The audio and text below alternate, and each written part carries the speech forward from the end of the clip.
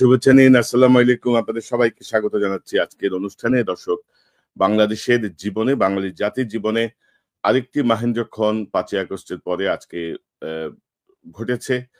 ছাত্র জনতা পলাতক ফ্যাসিস্ট স্বৈরাচার খুনি শেখ হাসিনার বক্তব্যের প্রতিবাদে ধানমন্ডি ৩২ নাম্বারকে ৩২ নাম্বারে তারা আ ঢুকে পড়েছে। তারা এই ৩২ নাম্বার গুড়িয়ে দেয়ার সকল প্রস্তুতি সম্পন্ন করেছে। অর্থাৎ এতদিন ধরে যে কথাগুলো আমরা গত ৬ মাসে দেখছিলাম যে আওয়ামী লীগ আবারও শক্তি সঞ্চয় করছে, আওয়ামী লীগের প্রতি জামাতের প্রীতি, আওয়ামী লীগের প্রতি বিএনপির প্রীতি, আওয়ামী লীগের প্রতি এই অন্তর্বর্তীকালীন সরকারের কারো প্রীতি, সবকিছু মিলিয়ে একটি আবহ তৈরি করা হয়েছিল যে না সেই অবস্থা নাই, ছাত্ররা এখন বিভক্ত হয়ে গেছে, তারা ডাকলে আর কেউ আসবে না।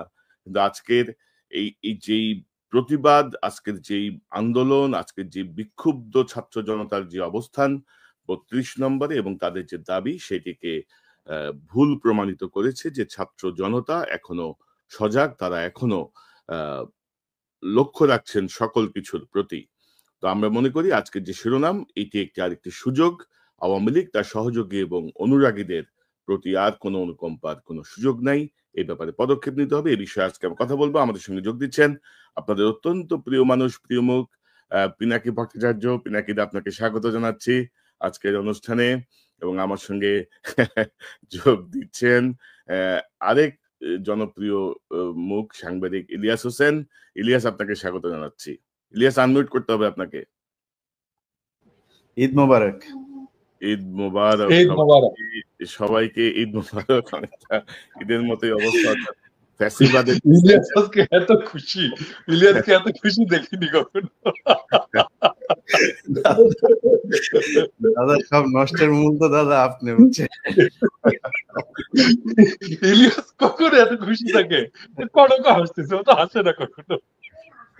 না, এখন ধরেন আসলে দাদা দেখেন যে এই ৩২ নাম্বারটা ধরেন একটা ঐতিহাসিক ভবন, কোনো সন্দেহ নাই, একটা স্মৃতি বিজড়িত ভবন, কোনো সন্দেহ নাই। কিন্তু গত ১৬ বছরে এই ৩২ নাম্বার শেখ মুজিবকে ব্যবহার করে যেভাবে গুম, খুন, মানুষ হত্যা, গণহত্যা, ভুয়া নির্বাচন, দখলদারিত্ব যেভাবে প্রতিষ্ঠা হয়েছে, তো মানুষের ক্ষোভটা যে পড়েছে ওইখানে।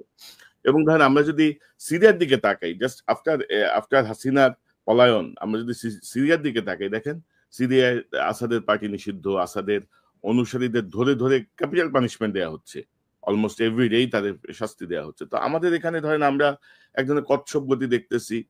বিএনপিও এক ধরনের মায়া মহব্বত, জামাতের এক ধরনের মায়া মহব্বত, অন্যান্য রাজনৈতিক দলগুলো এক ধরনের মায়া মহব্বত, এবং আওয়ামী লীগ দেখেন বিভিন্ন জায়গায় যোগ দিচ্ছে, বিভিন্ন দলে তারা আবারও সেই আগের ভূমিকা অবতীর্ণ হচ্ছে। তো আমি যেটি প্রথমে বলছিলাম যে অনেকে বলছিল না যে ছাত্রদের ঐক্য ভেঙে গেছে, শেষ, এখন এরা ডাক দিলে আর ২০০ লোকে আসবে না, কারণ এরা নিজেরাই মারামারি করতেছে, ইত্যাদি ইত্যাদি অনেক কথা আমরা শুনছি। কিন্তু এটা আরেকটা মানে সাইন যে নো, ছাত্র জনতা এখনো ইউনাইটেড এবং তারা ওয়াচডগের ভূমিকায় আছে। এবং সরকারের জন্য এটা কিন্তু এক ধরনের, আমি মনে করি যে একটা সিগনাল যে নো, এইসব করা যাবে না। তো পিনাকিদা, আপনার কাছ থেকে শুনি এই যে সুযোগ, আমি মনে করি এটাকে সেকেন্ড একটা সুযোগ ৫ই আগস্টের পরে আপনার কাছ থেকে শুনি যে আওয়ামী লীগ সহযোগী এবং তার অনুরাগীদের ব্যাপারে আমরা কি করতে পারি, কি করণীয় সরকারের প্রতিটা জেলা উপজেলা পুরো দেশে। না, প্রথম ইয়েটা হচ্ছে যে বিপ্লব বিজয়ের তো কিছু চিহ্ন স্মারক লাগে আর কি। হ্যাঁ, যেমন ধরেন ফরাসি বিপ্লবে বাস্তিল দুর্গটাকে ভেঙে ফেলা হয়েছিল। আমরা শেখ মুজিবের মূর্তি উৎপাদন করছি, সেটা ঠিক আছে, কিন্তু ধানমন্ডি ৩২ নাম্বার এটা একটা সিগনিফিকেন্ট একটা আইকন ফ্যাসিবাদের। সেই আইকনটাকে ধ্বংস করা আমাদের জন্য জরুরি ছিল। এবং ৫ই আগস্ট আসলে এমন হয়েছিল, এটা তো শুধু আমার জন্য না, সবার জন্যই একটা অপ্রত্যাশিত, হঠাৎ করে বিজয়টা আসছে এবং আমরাও মোটামুটি অপ্রস্তুত, এবং কি করতে হবে তখন বিজয়ের আনন্দে আমরা এতই মাতোয়ারা যে গুরুত্বপূর্ণ কাজগুলো আমরা করতে পারিনি। এবং তারপর থেকে আমার মনে হচ্ছিল যে আরে এই কাজটা তো হলো না। এই তারপরে ধানমন্ডি ৩২ নাম্বারে দেখা গেল যে সাগর রুনির ছেলে যে এটা পরিষ্কার করছে, মানে সেটাকে ঘিরে আর একটা ন্যারেটিভ তৈরি করার চেষ্টা করা হচ্ছে। আরে এটা তো আবার সেটাকে ঘুরে দাঁড়াবে এটা নিয়ে। আমি কিন্তু কনসিস্টেন্টলি, সবাই নিশ্চয়ই লক্ষ্য করছেন, কনসিস্টেন্টলি আমি বলছি ধানমন্ডি ৩২ নাম্বারকে ঘুরাই দিতে হবে। হ্যাঁ, ইভেন আমার ২ এপিসোড আগেও আমি বলছি যে ধানমন্ডি ৩২ নাম্বারকে থ্যাতলায় ঘুরাই দিতে হবে। বুলডোজার শব্দটা আমি ক্যাটাগরিক্যালি বলছে আমি তো ইঞ্জিনিয়ার না, আমি তো জানি না। আজকে আমাকে বলতেছে ইঞ্জিনিয়াররা যে দাদা এটা বুলডোজার না, এটা এক্সকাভেটর লাগবে। এবং যখন বুলডোজারের কথা বলছি তখন অসংখ্য মানুষজন আমার কাছে ইয়ে করছে, এবং আমি নাম বলতেছি না, কিন্তু একজন ভদ্রলোক সরকারি একজন ইঞ্জিনিয়ার যিনি বুলডোজার এক্সকাভেটর সাপ্লাই দিচ্ছেন আর কি, বিভিন্ন জায়গা থেকে নিয়ে এসে আরো আসবে, এখন এসছে আরো আসবে। তো এটা একটা ঐতিহাসিক মুহূর্ত। এবং আমি আমি কিন্তু সত্যিকার অর্থে আমি বলি, আমি কিন্তু কল্পনা করিনি যে 32 নম্বর আমরা ঘুরাই দিতে পারবো। আমি এটা মনে করিনি, আমার মনে হয় যে কেউই বোধহয় মনে করেনি।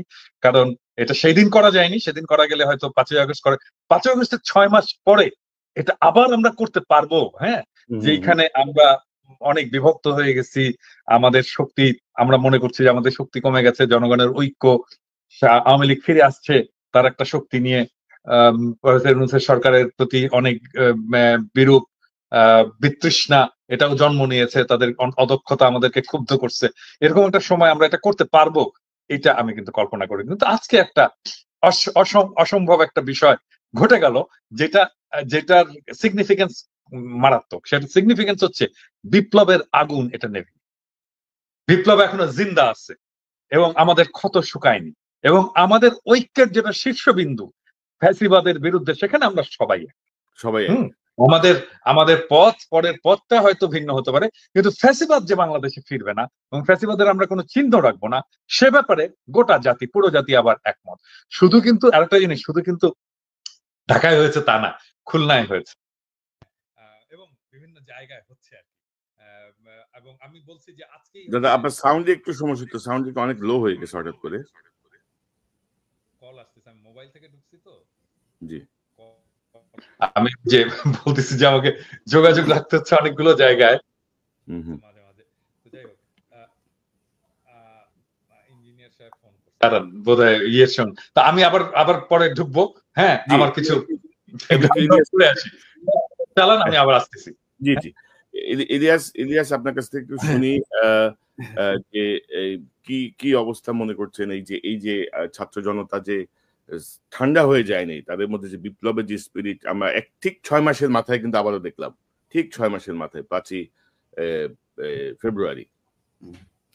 না, আপনার প্রথম ইয়েটা বলে নেই যে আপনি শুরু করেছেন যে 32 নাম্বার একটা ঐতিহাসিক ইয়ে, এটা পরিষ্কার করা দরকার যে ইন হোয়াট সেন্স, এটা কি নেগেটিভ না পজিটিভ সেন্স। এই 32 নাম্বার হচ্ছে সেই জায়গা যেখানে বসে বাকশাল তৈরি করা হয়েছে।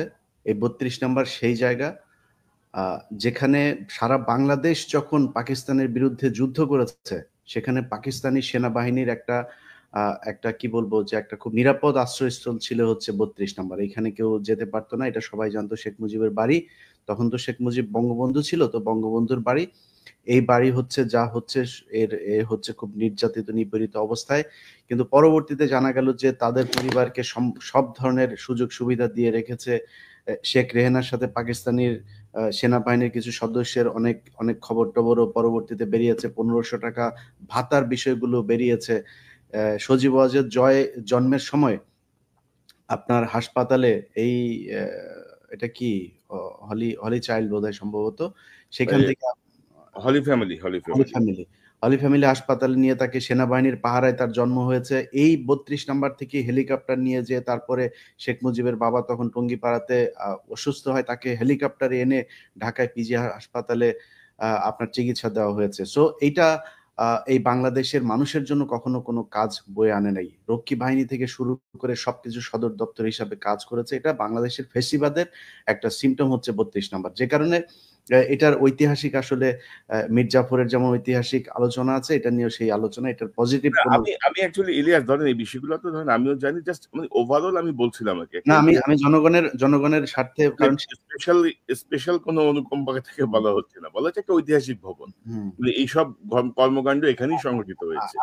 আজকে আমাদের একজন বুদ্ধিজীবী আছে যিনি ভিডিও এডিটর থেকে সাংবাদিক হয়েছেন। আমরা টেলিভিশনটার নাম বলতে চাই না, এটার সাথে আমাদের অনেক আবেগ অনুভূতি জড়িয়ে আছে।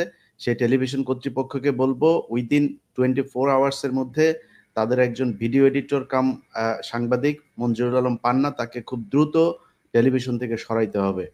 এটা যদি না সরানো হয় তাহলে আমরা ওপেনে কথা বলতে বাধ্য হব। এটা নিয়ে যারাই কথা বলছে সেই মানুষগুলোর চেহারা আমরা চিনি, তারা সরাসরি আওয়ামী লীগের লোক, এখন সুশীল একটা ভাব ধরে এটার পক্ষে কথা বলার চেষ্টা করছে। দ্বিতীয় কথাটা হচ্ছে যে আপনি ছাত্র জনতার যে কথাটা বলেছেন, অবশ্যই ছাত্র জনতা এখানে মাঠে নেমে এসেছে, কিন্তু আমি খুবই খুশি হতাম যে আমরা প্যারিসে বসে কিংবা নিউ ইয়র্কে বসে এইটার বিভিন্ন ধরনের কারা কি করবে কি হবে আজকে 32 নম্বরে এই যে কানেকশন গুলো করাচ্ছি, সেটা মনে হয় ছাত্রদের যে নেতারা এখন সরকারের পার্ট, তাদের কাছ থেকে আসলে আরো ভালো হতো। আমি তাদের প্রতি সম্মান রেখে বলছি, ছাত্ররা এটা বোঝা উচিত যে মানুষ আসলে কি চায় সেটা বুঝতে মনে হয় তাদের একটু সমস্যা হচ্ছে।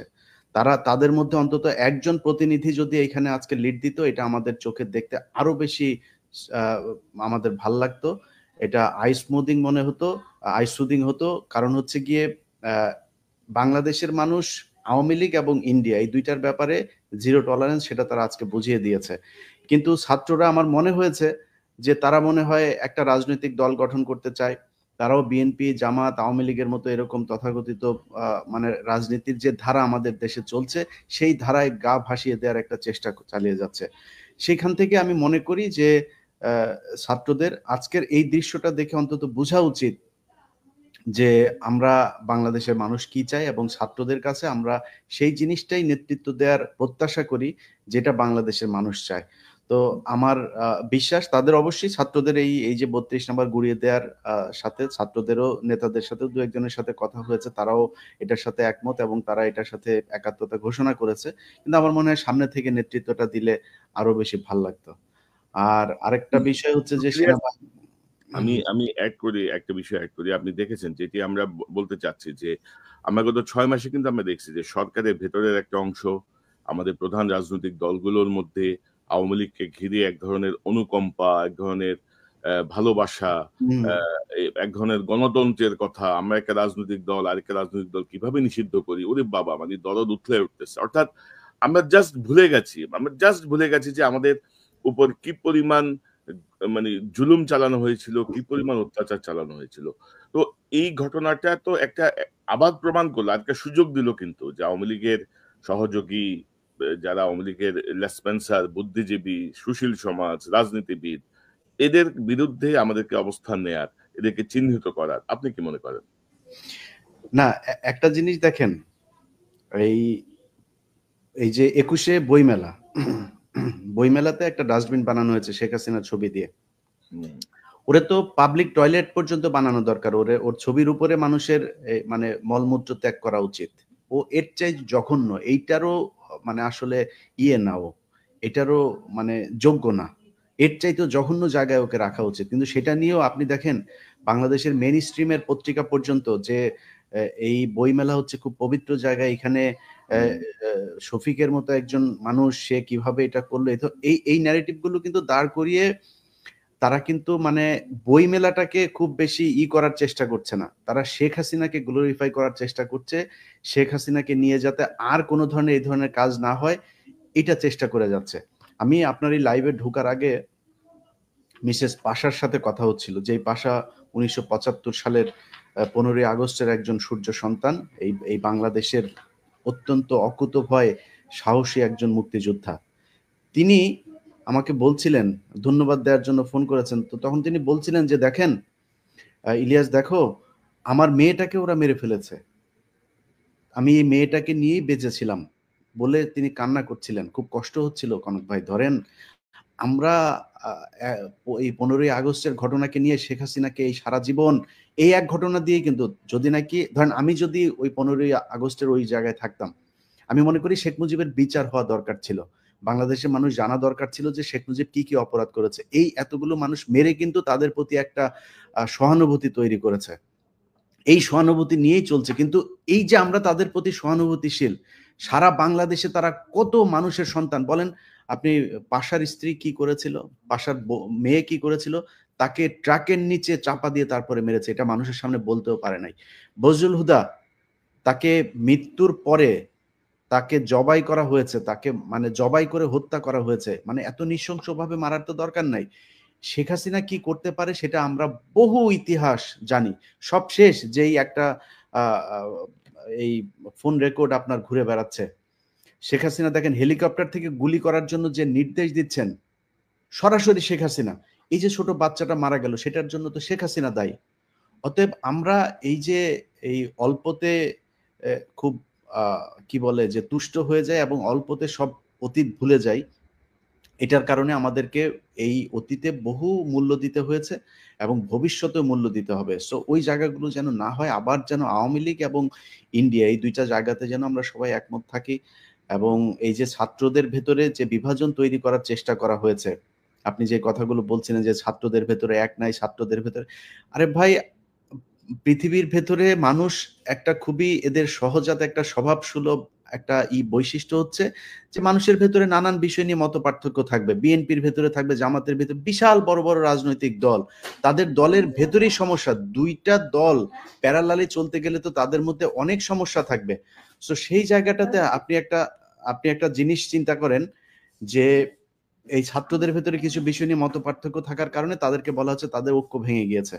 সো এই ঐক্যগুলো যে ভেঙে যায় সেটার একটা নিদর্শন এটা। এবং ছাত্রদেরও চিন্তা করা উচিত যে তারা এখনো কি করবে। আমরা এখনো ছাত্রদের প্রতি সম্মান রেখেই কথা বলছি, তাদের প্রতি আমরা শ্রদ্ধাশীল। 5ই আগস্ট তারা যেটা করে দেখিয়েছে, এটার জন্য তারা ভবিষ্যতেও যদি ছোটখাটো কোনো ভুল করেও থাকে, ইভেন কি ব্যক্তিগতভাবেও যদি আক্রমণ করে থাকে আমাদেরকে, আমি অন্তত আমার জায়গাটা পরিষ্কার করি, আমি ছাত্রদের প্রতি যথেষ্ট সম্মান দেখাবো এবং তাদের প্রতি সেই সম্মান রেখেই বলছি যে আজকের ঘটনায় তাদের আমার মনে হয় এই চিন্তা করা উচিত যে আসলে তারা কি করবে। আওয়ামী লীগের ব্যাপারে যত বেশি তারা, আপনি দেখেন আজকে সারা বাংলাদেশ এক হয়ে গিয়েছে। সারা বাংলাদেশের মানুষ আজকে সোশ্যাল মিডিয়াতে দেখেন কেউ এটার বিরুদ্ধে নাই, শুধু কতিপয় সুশীল ছাড়া। হ্যাঁ, এর বাইরে সাধারণ মানুষকে আপনি দেখবেন না যে ছোট একটা মিছিল।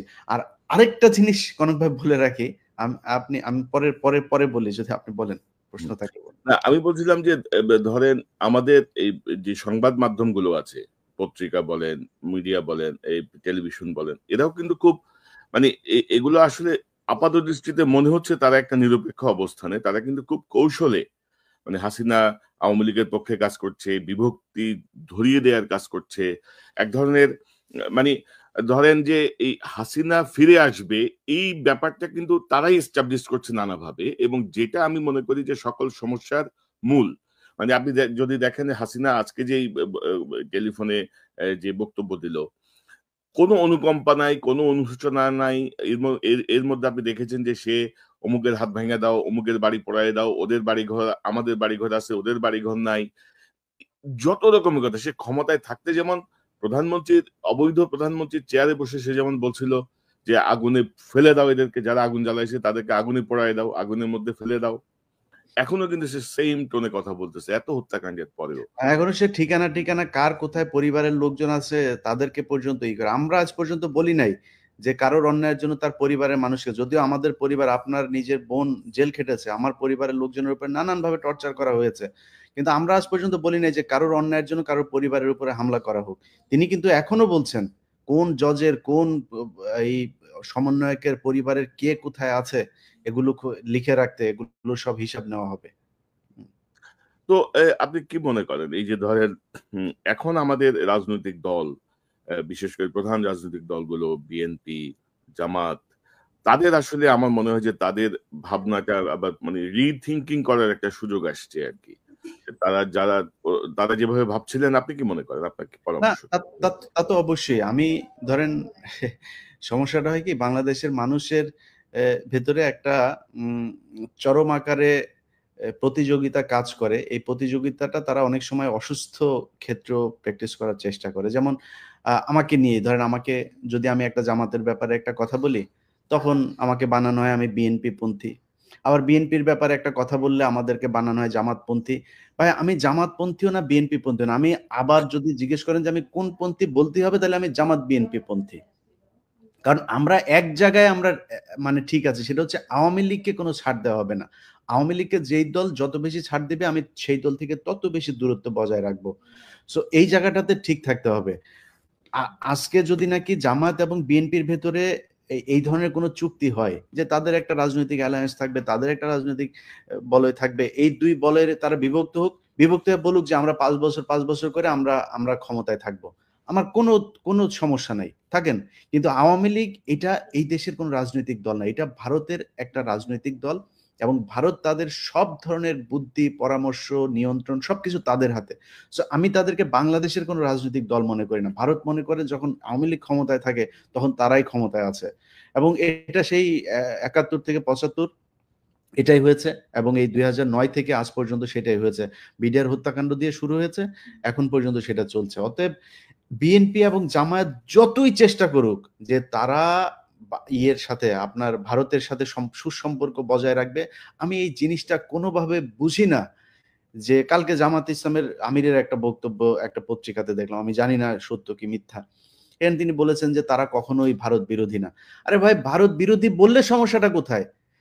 এই দেশে মানুষের ভিতরে একটা ভীতি তৈরি করে দেওয়া হয়েছে যে ভারত বিরোধী, ভারতকে সরাসরি যদি করা হয় তাহলে ভারত আর ক্ষমতায় আসতে দিবে না। ভারত এই দেশের ক্ষমতার কন্ট্রোল করে না, 5 জানুয়ারি ভারত ঠেকাইতে পারে নাই।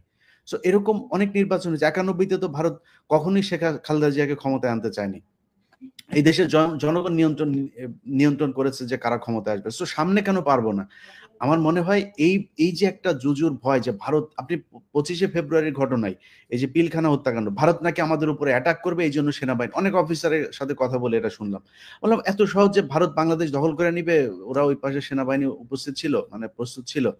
এই জিনিসগুলো করা হতে। রাজনৈতিক দল দুইটা, জামাত এবং বিএনপি, তাদের কাছে অনুরোধ যে আপনারা এই ভীতি থেকে বের হয়ে আসেন। আপনারা যত চেষ্টাই করেন ভারতকে কখনো তার পছন্দের 1 নম্বর তালিকায় আওয়ামী লীগকে সরাইতে পারবেন না।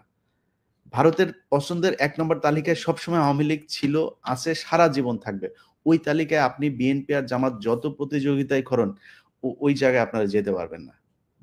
রাইট। কিন্তু ইলিয়াস, ধরেন আমাদের প্রশাসনে এখনো আওয়ামী লীগের অনুসারী সবাই বসা। আমাদের সেনাবাহিনীর ভিতরে মানে অন্তত ধরেন 15 থেকে 20 জনের মতো একেবারে ডাইহার্ড মানে হাসিনার অনুসারী, যারা হয়তো এখনো হাসিনার সঙ্গে যোগাযোগ রাখছে নিবিড়ভাবে, তারা বসা। এবং আজকে তো ধরেন আমি খুব অবাক হইলাম যে যখন 32 নম্বরে দেখলাম যে সেনাবাহিনী যে ঢুকেছে, তো এরা, আমার মনে হয় এটা একটা তদন্ত হওয়া উচিত যে কে পাঠালো, কার নির্দেশে গেল, কি ভূমিকা, আমার মনে হয় এটা একটু দেখা উচিত। আপনি কি মনে করেন? অবশ্যই এটা সেনাবাহিনী যে এখন পর্যন্ত আপনার মানে আওয়ামী লীগের হয়ে কাজ করছে, এর আমি আপনাকে কয়েকটা জিনিস বলি। আলেমদের মুক্তির ব্যাপার, আমার আজকে ওইটা নিয়ে একটা লাইভ করার কথা, গতকালকে কথা ছিল, আমি লাইভটা করতে পারি নাই, আমার কিছু সমস্যা হচ্ছিল। আজকে সেই লাইভটা করার কথা ছিল, তো সকালে ঘুম থেকে উঠে তো দেখি ঈদ মোবারক, যেই কারণে ওই লাইভটা আমি বললাম হুজুরদেরকে যে হুজুর আমরা আজকে এটা করলে এই ইস্যুটা আসলে গুরুত্বপূর্ণ ইস্যু, সো আপনার ওই ইস্যুটা আটকায় যাবে। তো আমরা আগামীকালকে ওই বিষয়টা নিয়ে কথা বলবো। এই আপনার এমনিতেও এখন পর্যন্ত বিচারকদের ভেতরে আওয়ামী লীগের এই লোকজন আছেই। আইন মন্ত্রণালয় এখনো পুরোপুরি একদম, আইন মন্ত্রণালয়গুলোর বেশিরভাগই সচিব, আমলা, এগুলো তো সবই এখনো আওয়ামী লীগের সে প্রেতার তারা বসে আছে। তার উপরে কিছু কিছু বিচারক মামলার আপনার দিচ্ছে, জামিন দিচ্ছেন এই আলেমদেরকে। দেখেন সেই উদিচি, 21শে আগস্ট, 10 ট্রাক, সব তো একই সুতোয় গাঁথা। তো এই আওয়ামী লীগের এই ইন্ডিয়ার এই যে ষড়যন্ত্র, এই ষড়যন্ত্রটা বুঝতে বর্তমান সরকারের আর কত বছর সময় লাগবে?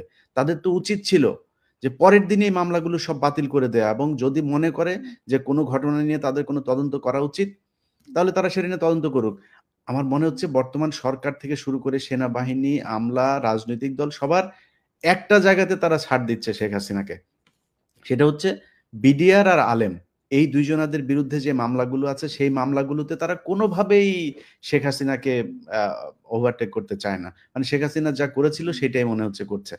তো ওইখানে গিয়ে আপনার যখন তাদেরকে ছাড়া হচ্ছে, আপনি জানেন, আপনি এই যে জেলে ছিলেন প্রায় 9 মাস, এই আদালতে যখন আদেশটা হওয়ার পরে সেটা আবার ফের জেল কর্তৃপক্ষের কাছে সেটা আসতে হয়।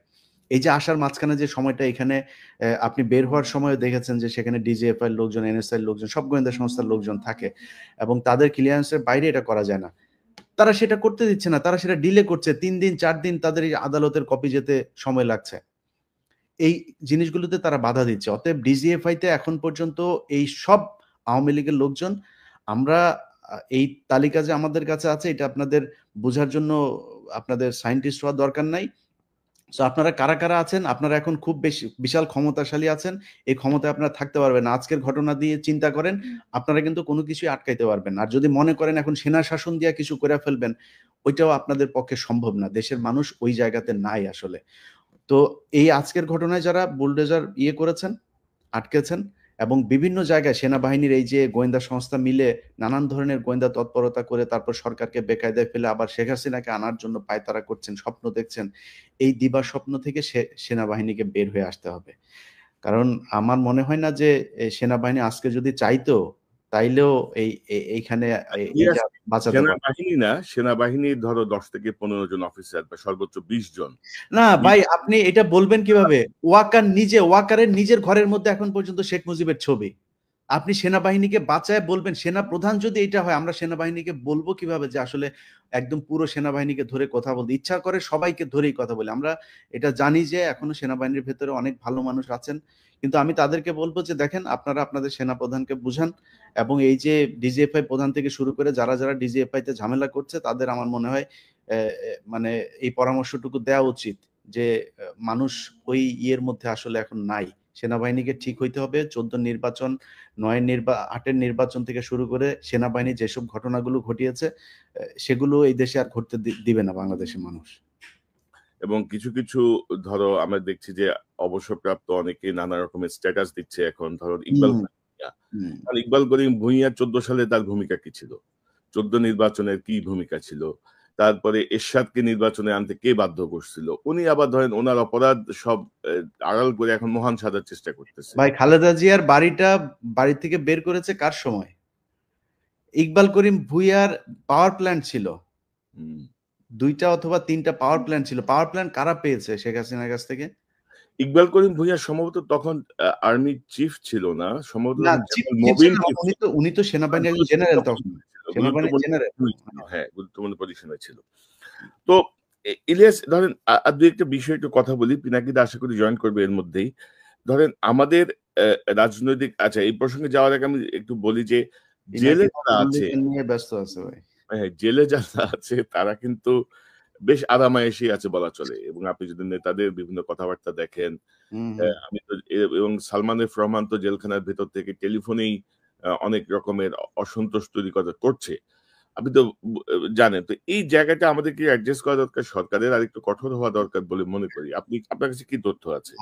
আমার মনে হয়, আমি যতটুকু জানি, আমি কালকেও এটা নিশ্চিত হচ্ছিলাম, শুধুমাত্র নারী তারা নিতে পারছে না। নারীদের মানে রিকুইজিশন আছে, কিন্তু নারীর এটা অ্যালাউ করছে না এখন পর্যন্ত। এই ছাড়া তারা মদ থেকে শুরু করে সব কিছুই পাচ্ছে ভেতরে। তো এই জেলখানার ভেতরে নিয়ে যদি তাদেরকে এভাবে আরামায়েশ করতে দেওয়া হয়, এবং হত্যা মামলার যেসব আসামিরা আছে তাদেরকে সবাইকে ধরাও হচ্ছে না, এই জায়গায় একটা মনে হচ্ছে সরকারের শৈথিল্যতা কাজ করছে। এই জায়গাগুলো তো অবশ্যই আমার মনে হয় ওই যে যেটা বললাম শুরুতেই, যে ছাত্রদের আরো বেশি তৎপর হওয়া উচিত, এবং ছাত্রদের বোঝা উচিত যে এই জায়গাগুলোই তাদের মূল পুঁজি। ছাত্ররা যদি মনে করে যে কয়েক হাজার কোটি টাকা ইনকাম করে নিয়ে তারপরে তারা বিশাল আকারে কিছু করে ফেলবে, ওটা দিয়ে শুধু একটা কাজই করতে পারবে, এই সরকার অন্য একটা সরকারের কাছে নির্বাচন দিবে, নির্বাচন দিয়ে আসিফ নজরুলের মতো বউ বাচ্চা নিয়ে তারপরে সব আমেরিকায় চলে যাবে, সেখানে গিয়ে সারা জীবন বসে খাইতে পারবে। এটা সত্যি কথা। কিন্তু যদি মনে করে যে না, আসলে রাজনীতি করতে চায়, দেশের মানুষের পাশে থেকে কিছু করতে চায়, দেশে থাকতে চায়, তাহলে তাদের দেশের মানুষের টোনেই কথা বলতে হবে।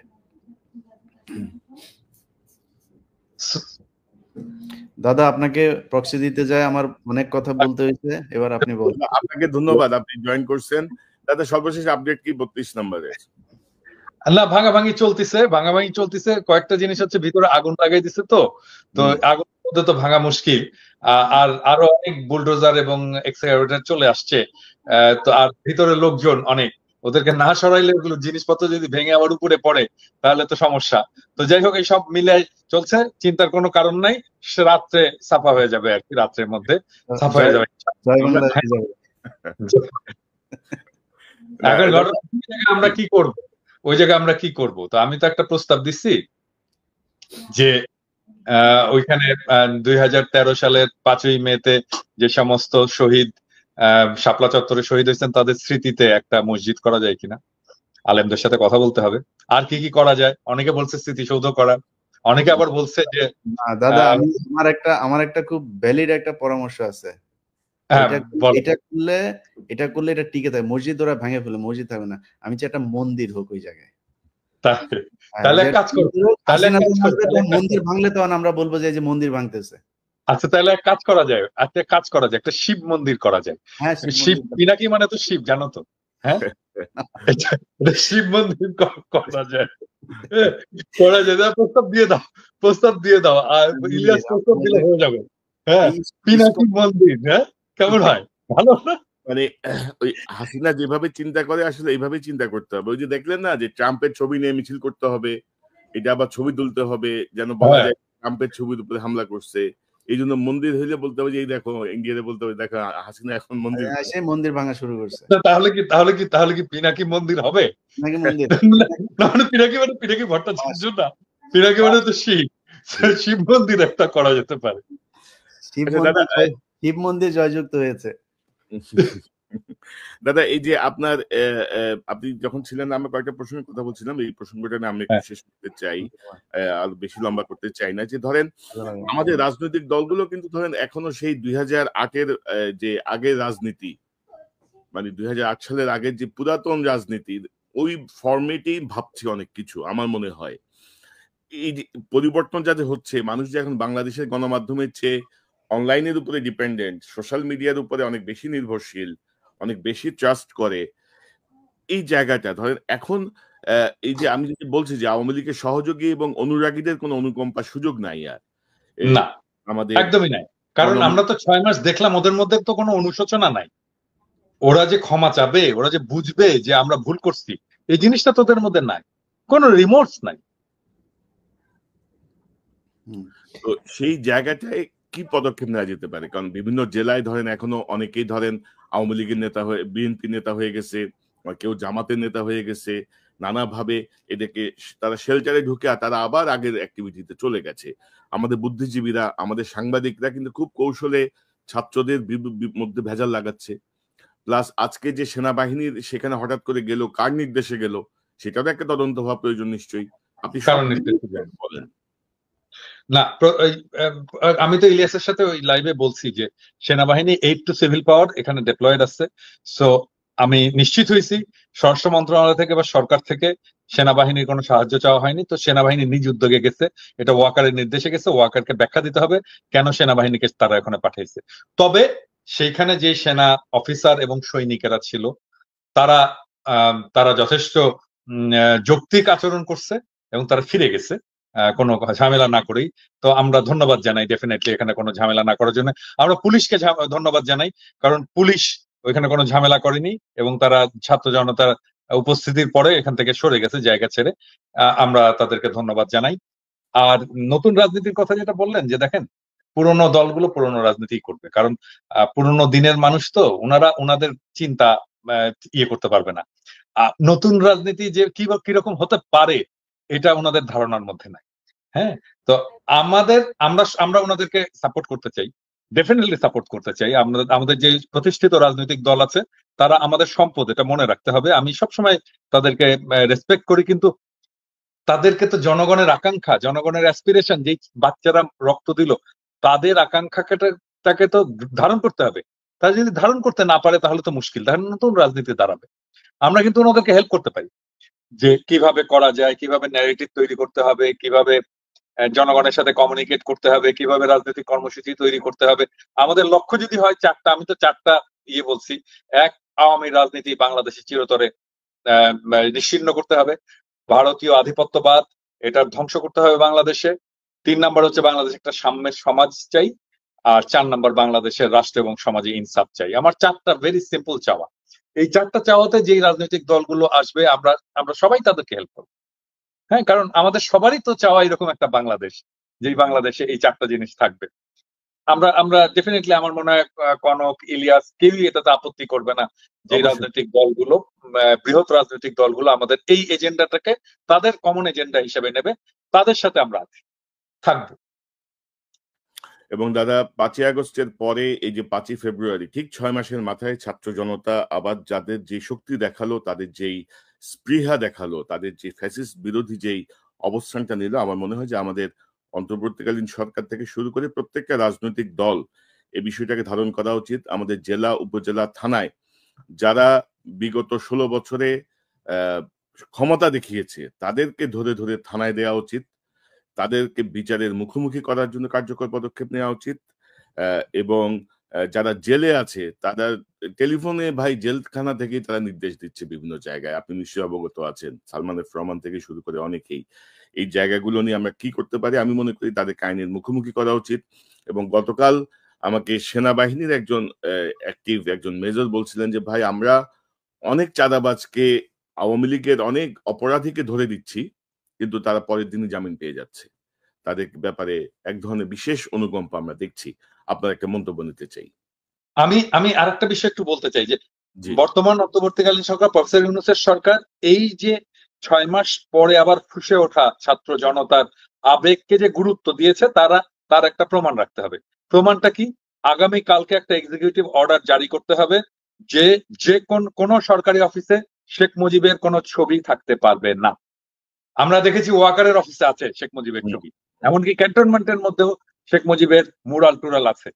সমস্ত কিছু অপসারণ করতে হবে এবং এটা এক্সিকিউটিভ অর্ডার কালকেই দিতে হবে, কারণ কালকে ক্যাবিনেট মিটিং আছে সকালবেলা। ক্যাবিনেট মিটিং এ কালকে অবশ্যই একটা এক্সিকিউটিভ অর্ডার জারি করতে হবে, ক্যাবিনেটের একটা অর্ডার জারি করতে হবে। প্রত্যেকটা সরকারি প্রতিষ্ঠান, প্রত্যেকটা সরকারি দপ্তর থেকে শেখ মুজিবের সমস্ত ছবি অপসারণ করতে হবে। খুবই খুবই ভালো একটা ঘোষণা। ইলিয়াস, আপনি কিছু যোগ করতে চান? আনমিউট করেন। আপনার সুধা সদন থেকে শুরু করে আরো যা যা আছে যে যে জায়গাগুলো, এগুলো আমার মনে হয় ধূলিসাৎ করে দেওয়া উচিত। ইলিয়াস, সুধা সদন ওয়াজেদ মিয়ার বাড়ি, এটা শেখ হাসিনার না। ওয়াজেদ মিয়া তো ভালো লোক, মানে ওয়াজেদ মিয়া সারা জীবন শেখ হাসিনার মতো একজন দাজ্জাল, একটা খাইস্টা মহিলার সাথে ঘর করে কি যন্ত্রণা পোহাইছে, তার স্মৃতিটা থাকুক। ওয়াজেদ মিয়া আসলে কারণ ওয়াজেদ মিয়া যে পরিমাণে